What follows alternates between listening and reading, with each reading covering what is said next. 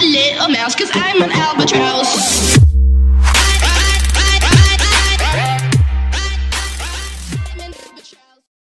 Hello everyone, my name is Amul More and welcome to our channel Solutions by Amul More।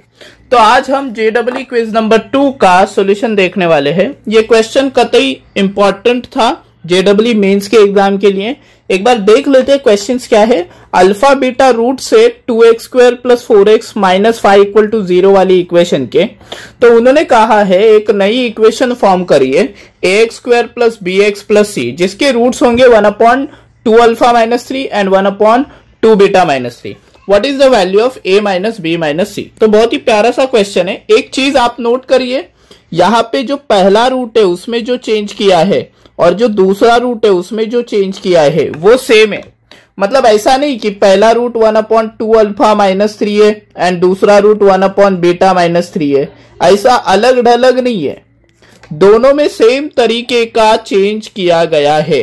तो ऐसे question करने के लिए एक मेथड है जिसे कहते हैं ट्रांसफॉर्मेशन ऑफ रूट्स। तो मुझे व्हाट्सएप पे जितने भी सॉल्यूशंस आए हैं वो बहुत ही अच्छे सॉल्यूशंस है। They are by using some end product of roots, वो सबने किया है और वो बहुत ही अच्छा मेथड है।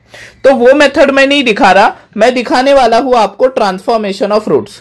ये मैं क्यों दिखा रहा हूं, बिकॉज ये मेंस के डिफिकल्ट क्वेश्चन और एडवांस के क्वेश्चन सॉल्व करने में आपको काम में आएगा। तो हम देखते हैं ट्रांसफॉर्मेशन ऑफ रूट्स कैसे किया जाता है। ठीक है, तो अपने पास एक सेकेंड ना, मेरे पास पेजेस खत्म हो गए शायद। तो अपने पास देखिए क्या है, अपने पास है 2x² + 4x - 5। तो यहां पे कलर चेंज कर लेता हूं, 2x² + 4x - 5 = 0। ये अपने पास क्वाड्रेटिक इक्वेशन है। एक बार चेक मार लेता हूं कि कुछ गलत नहीं है ना। ओके, और इसके दो रूट्स है अल्फा एंड बीटा। तो इसके दो रूट्स जो है, एक है अल्फा और एक है बीटा। इसका मतलब क्या, अल्फा और बीटा इसको सेटिस्फाई करेंगे। तो लेट मी से मैं इसमें अल्फा सब्स्टिट्यूट मार देता हूं, तो 2α² + 4α - 5 = 0। सही है। तो एक्चुअली ये सम जो सबने मुझे आंसर भेजा है वो सम और प्रोडक्ट से भेजा है, तो इसलिए वो मेथड में नहीं दिखा रहा। एक्चुअली वो रीजन नहीं है, मुझे जो एक्सपेक्टेड था इस क्वेश्चन में वो था ट्रांसफॉर्मेशन ऑफ रूट्स। आप बोलोगे इस क्वेश्चन के लिए जरूरत नहीं है, बट मुश्किल क्वेश्चंस में ट्रांसफॉर्मेशन ऑफ रूट्स बड़े काम में आता है। तो पहली चीज आप ये समझ लिए, जो न्यू क्वाड्रेटिक इक्वेशन है ओके, उसके रूट्स क्या है। तो उसके रूट्स देखिए आप, उसके रूट्स है 1/2α - 3 एंड 1/2β - 3। तो अगर आप देखेंगे तो दोनों में ही सेम चेंज किया गया है कि नहीं। तो मैं क्या करता हूं, मैं मान लेता हूं कि 1/2α - 3 ये एक नई क्वाड्रेटिक इक्वेशन का रूट है जिसको हमने y कह दिया। ठीक है, जिसको हमने y कह दिया।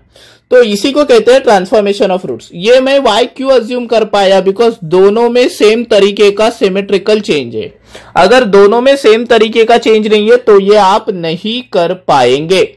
तो बेसिकली मेरे को एक नई इक्वेशन बनानी है जो y के फॉर्म में हो। इसको आप गामा भी बोल सकते हो अगर आप कंफर्टेबल हो उसमें। तो ये मैं कैसे बनाऊं, तो इसको और इसको मैं कनेक्ट करने वाला हूं। देखिए बहुत अच्छे से कनेक्ट करने वाला हूं। 2α - 3 will be equal to 1/y, तो 2α will be equal to 1/y + 3, और उसके बाद आपको मिलेगा 2α is equal to y + 3/y, और उसके बाद आपको अल्फा मिल रहा है y + 3। एक सेकेंड ना, क्रॉस मल्टीप्लीकेशन रॉन्ग कर दिया, ऐसी गलतियां मैं करते रहता हूं। तो ये 1 + 3y/y आ रहा है। उसके बाद आपका अल्फा आ रहा है 1 + 3y/2y। तो आपको y की वैल्यू देखिए मिल गई, क्या मिली, 1 + 3y/2y। एक बार वापस बताता हूं कि ट्रांसफॉर्मेशन ऑफ रूट्स कैसे करते हैं। जब दोनों रूट्स में सेम तरीके का चेंज करके एक नई क्वाड्रेटिक इक्वेशन बनाई जाती है तो हम ऐसा कंडीशन लगाते हैं। तो हमको अल्फा का वैल्यू मिल गया, अभी ये अल्फा के वैल्यू को हम इसमें पुट करेंगे। ठीक है, तो आप लोगों को इनिशियली लगेगा कि ये लेंदी मेथड है, बट बेटा ये सबसे फास्ट मेथड है मुश्किल क्वेश्चंस के लिए, इसलिए इसको समझने की कोशिश करो। मैंने जो नए रूट्स थे उनको गामा या वाई जो भी आपको अज्यूम करना है अज्यूम कर लिया, फिर मैंने अल्फा का वैल्यू निकाल लिया और अभी वो ओरिजिनल इक्वेशन में मैं भर दे रहा हूं। तो देखते हैं अगर ये चीज मैं करता हूं तो क्या होता है, 1 + 3y/2। ठीक है, तो ये रब कर देता हूं। पहली चीज मैं वो लिख देता हूं 2α² + 4α - 5 = 0। अल्फा की जगह मैं डाल दूंगा 1 + 3y/2y² प्लस 4 × 1 + 3y/2y नहीं, यहाँ पे होल स्क्वायर नहीं है, -5 = 0। इसको थोड़ा सिंप्लीफाई कर देते हैं बॉस, तो ये हो जाएगा 1 + 6y + 9y² अपॉन 4y², और ये वाला पार्ट आपका हो जाएगा, इसको 2 + 6y अपॉन y बोल देता हूं मैं बड़ी ही आसानी से। देखिए मैंने क्या किया, ठीक है, -5 = 0। तो यहां पे भी देखो नीचे 2 और 4 कैंसल होके 2 ही आ जाएगा। तो बेसिकली मेरा जो एलसीएम है वो 2y² है, तो मैं 2y² से फुल 2 मल्टीप्लाई कर देता हूं। तो 1 + 6y + 9y² और 2y² से मल्टीप्लाई किया तो ऊपर 2y से मल्टीप्लाई करना पड़ेगा यहाँ पे, तो ये 4y हो जाएगा, और यहाँ पे अगर 2y से मल्टीप्लाई किया तो ये 12y² हो जाएगा, सही बात।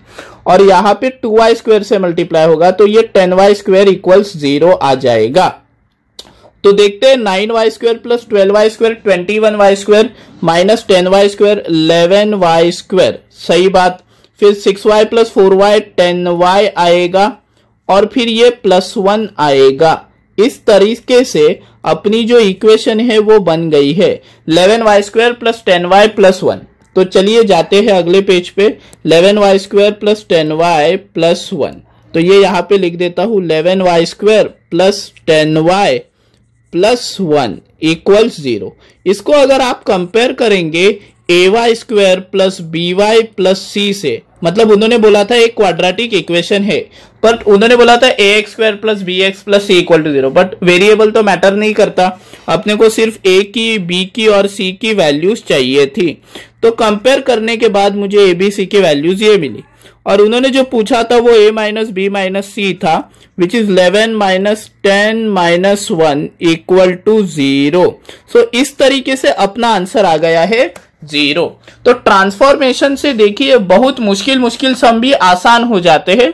ट्रांसफॉर्मेशन कब लगाते हैं वो आप समझ लो, जब दोनों रूट्स में सेम चेंज किया रहता है, सिमेट्रिकल चेंज, और एक नई क्वाड्रेटिक बनाई रहती है, तो आप अल्फा का वैल्यू निकाल के ओरिजिनल इक्वेशन में पुट कर दीजिएगा, उससे आपको एक नई इक्वेशन मिलेगी, और वो नई इक्वेशन आपके सारे प्रॉब्लम्स सॉल्व कर देगी।